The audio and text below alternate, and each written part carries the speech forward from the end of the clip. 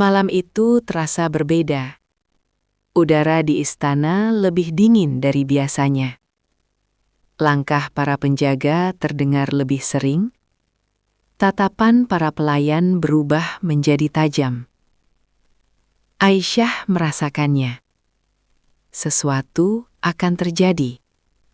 Dan firasatnya tidak pernah salah. Pangeran Khalid mengirim pesan melalui pelayan kepercayaannya.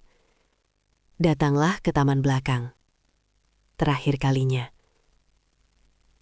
Kata terakhir membuat jantung Aisyah bergetar. Ia tahu pertemuan itu berbahaya. Namun ia tetap datang. Di bawah langit malam yang gelap, mereka berdiri saling berhadapan. Tidak ada senyum, tidak ada kehangatan seperti biasa. Kita diawasi. Ucap Khalid pelan. Aisyah menahan air mata.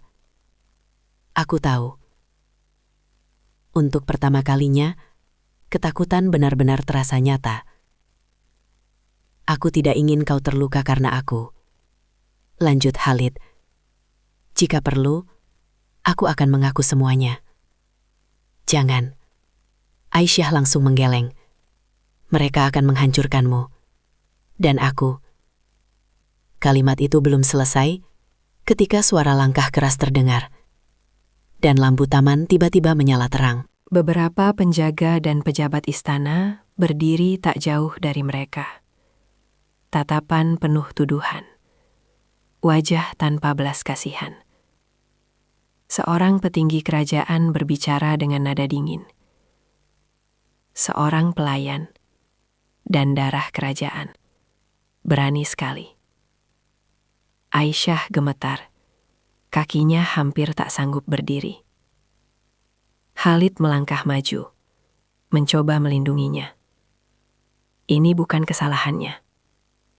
Namun semakin ia berbicara, semakin besar amarah mereka. Pangeran tidak memohon. Bentak salah satu tetua istana. Kau sudah mempermalukan keluarga. Skandal itu tak lagi berupa bisikan. Ia meledak di depan semua orang. Aisyah dibawa ke ruangan tertutup. Tanpa Khalid. Tanpa pembelaan. Ia ditanya berulang kali. Ditekan. Dihina.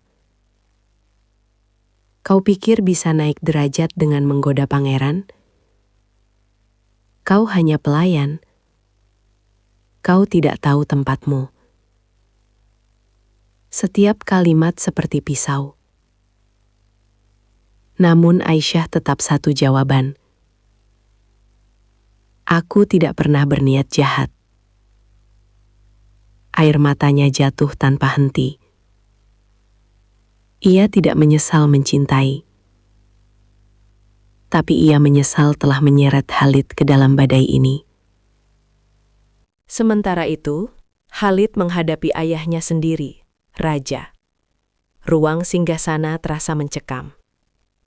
Kau mempermalukan darahmu sendiri. Suara sang raja bergema. Khalid berdiri tegak, meski dadanya berguncang. Aku hanya mencintai seseorang. Tamparan keras mendarat di wajahnya. Pangeran tidak berbicara tentang cinta. Pangeran berbicara tentang kehormatan. Keputusan dibuat malam itu juga. Aisyah akan dipulangkan. Tanpa uang kompensasi, tanpa perlindungan, tanpa kesempatan kembali. Dan jika Khalid menolak perjodohan, hak warisnya akan dicabut. Aisyah diberi waktu 1 malam untuk bersiap. Ia duduk di kamar kecilnya. Menatap koper tipis yang dulu ia bawa penuh harapan. Kini ia pulang dengan hati yang hancur. Tiba-tiba pintu diketuk pelan. Khalid berdiri di sana. Wajahnya lebam tipis. Matanya merah. Mereka hanya saling menatap beberapa detik. Sebelum akhirnya air mata mengalir tanpa bisa ditahan. Aku gagal melindungimu. Suara Khalid pecah. Tidak. Aisyah menggeleng sambil menangis. Aku yang seharusnya tidak pernah masuk ke hidupmu.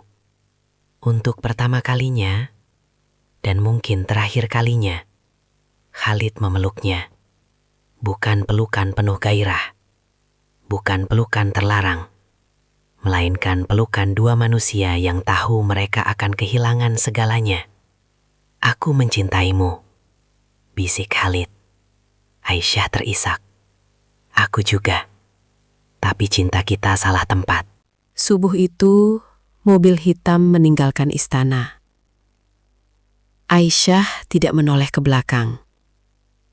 Jika ia menoleh, ia mungkin tidak akan kuat pergi. Di balkon tertinggi, Khalid berdiri sendirian.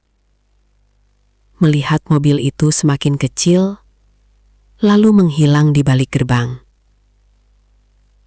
Dan di saat itulah, ia sadar. Ia telah kehilangan satu-satunya orang yang melihatnya sebagai manusia, bukan sebagai pangeran. Di pesawat menuju Indonesia, Aisyah memegang perutnya pelan. Ia belum sepenuhnya sadar, namun tubuhnya terasa berbeda. Dan takdir belum selesai mempermainkan hidupnya. Skandal telah meledak. Cinta telah dihancurkan. Namun rahasia terbesar belum terungkap. Karena yang tidak diketahui siapapun adalah Aisyah membawa sesuatu yang akan mengubah masa depan kerajaan selamanya.